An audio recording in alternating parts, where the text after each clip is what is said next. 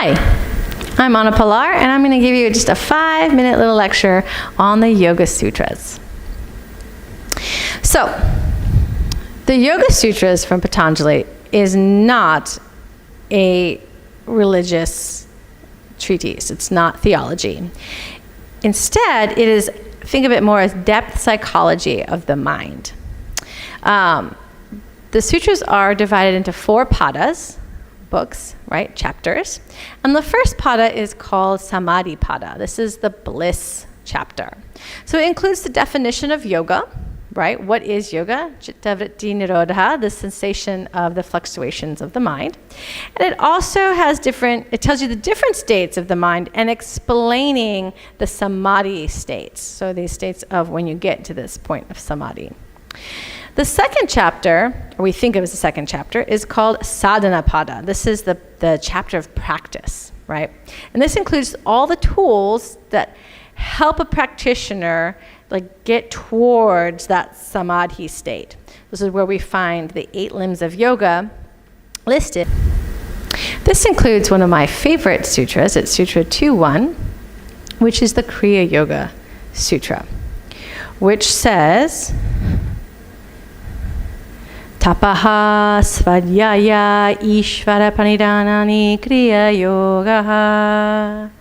So that's that idea that tapas and svadhyaya and ishvara pranidhana. So the heat, right, of that purification of the practice, the study, the svadhyaya, and the surrender all create the yoga of action. So that's enveloped in that second chapter.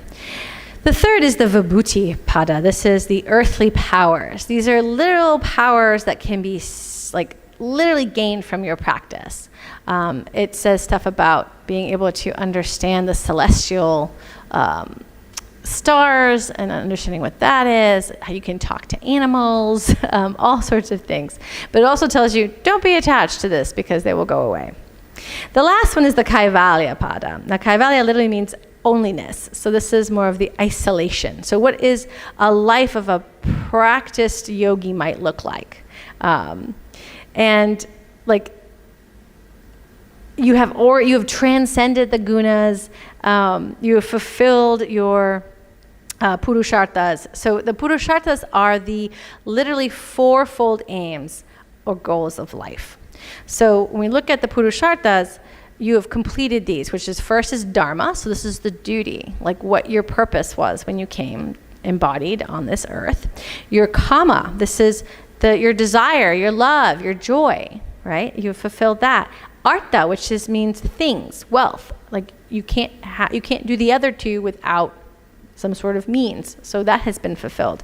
And then finally, with those 3 taken care of, you find moksha, which is liberation. I hope that gives you a little insight into these 4 chapters of the Yoga Sutras. And I hope you have a wonderful day. Namaste.